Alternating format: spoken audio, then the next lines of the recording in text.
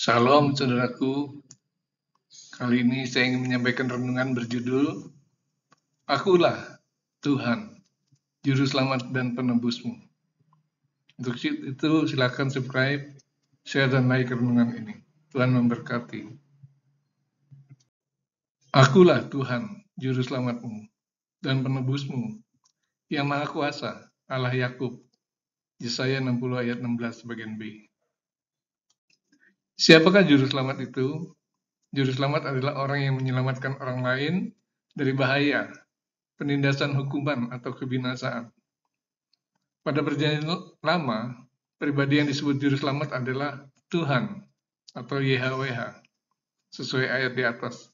Dan diperkuat lagi dalam, sebab akulah Tuhan Allahmu, yang Maha Kudus, Allah Israel, juru selamatmu.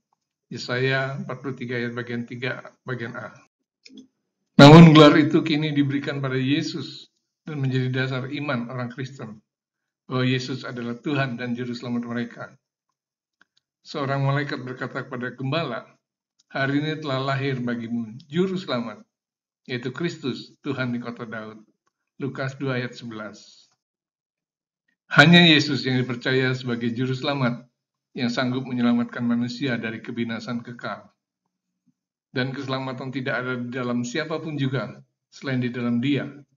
Sebab di bawah kolong langit ini, tidak ada nama lain yang diberikan kepada manusia, yang olehnya kita dapat diselamatkan. Kisah Rasul 4 ayat 12.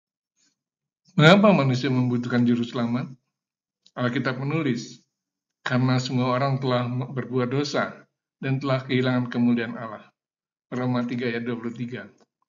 Akibatnya mereka akan menerima hukuman kekal di neraka.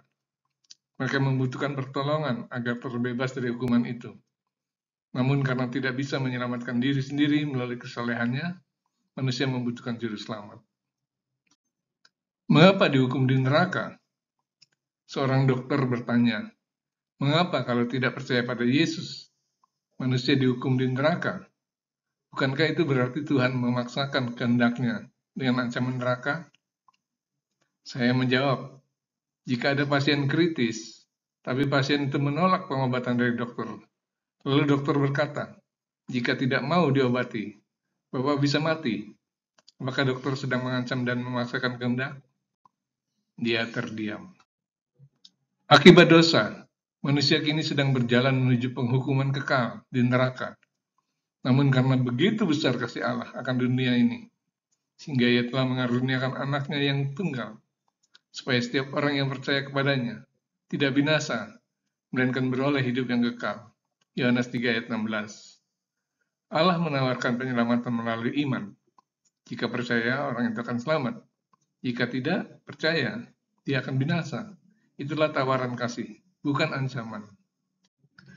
Tuhan Yesus Sang Penebus. Apa artinya ditebus? Ditebus adalah dibebaskan dari tawanan atau perbudakan dengan membayar harga. Sesungguhnya setiap orang yang berbuat dosa adalah hamba atau budak dosa. Yohanes 8 ayat 34. Tapi karena kasih-Nya, Yesus menebus manusia dengan harga yang mahal, dengan memberikan nyawanya menjadi tebusan bagi banyak orang. Matius 20 ayat 28. Sehingga mereka yang percaya akan dibebaskan dari perbudakan dosa dan tidak akan menerima penghukuman kekal. Konsep penebusan dosa ini sulit diterima oleh beberapa orang. Mereka bertanya, jika seseorang bersalah, bukankah dia yang seharusnya menerima hukuman?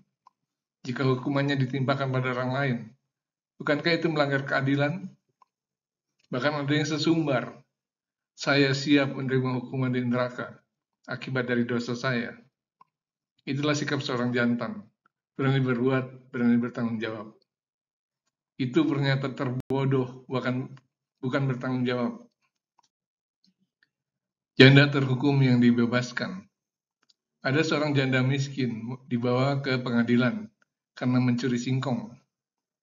Janda itu menuturkan, dia mencuri demi anaknya yang kelaparan. Hakim terharu mendengar keterangan si ibu. Lalu dia ingin membebaskannya. Namun jaksa tetap menuntut demi hukum.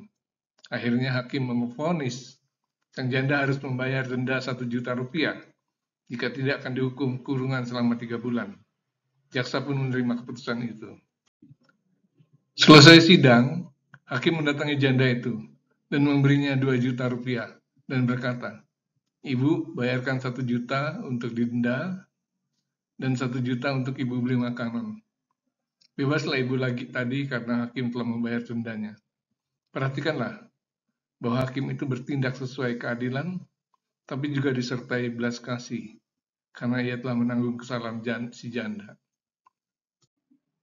Demikian juga dengan Allah yang maha adil dan maha kasih.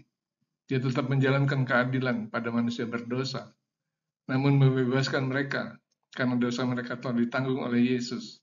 Itulah arti sesungguhnya dari penebusan Yesus. Budak wanita yang dibebaskan. Kejadian ini terjadi di Amerika tahun 1807. Seorang pria kulit putih pergi ke pasar budak. Dia melihat seorang budak wanita kulit hitam diikat dan dilelang. Lalu pria itu menebus si budak dan membawanya pulang. Sesampai di rumah, pria itu menulis surat pembebasan budak itu dan memberinya kepada si wanita sambil berkata, "Ini surat pembebasanmu. Ambillah, kamu telah bebas. Pergilah ke tempat yang kamu inginkan." Namun wanita itu berlutut sambil merobek surat itu dan berkata, "Tuan, aku menyadari bahwa engkau Tuan yang baik. Karena itu aku ingin menghambakan diriku padamu selamanya. Jika pergi aku akan ditawan dan dijadikan budak lagi." Kita seperti wanita budak itu yang dulunya ditawan dan dijadikan budak dosa dan iblis. Yesus sudah menebus dan membebaskan kita. Kamu telah dimerdekakan dari dosa dan menjadi hamba kebenaran. Roma 6 ayat 18. Kita lebih suka menjadi hamba Tuhan daripada kembali ditawan oleh iblis. Yesus telah lahir ke dunia menjadi juru selamat dan penebus kita. Dia sudah mengorbankan nyawanya demi kita, sehingga kita terbebas dari hukuman kekal dan menerima sukacita besar di sorga. Apakah kita akan menolak keselamatan yang dikaruniakannya, memandang rendah pengorbanannya, tetap memilih hidup dalam tawanan dosa dan iblis? Keputusan ada di tangan kita masing-masing. Tuhan Yesus memberkati. Amin.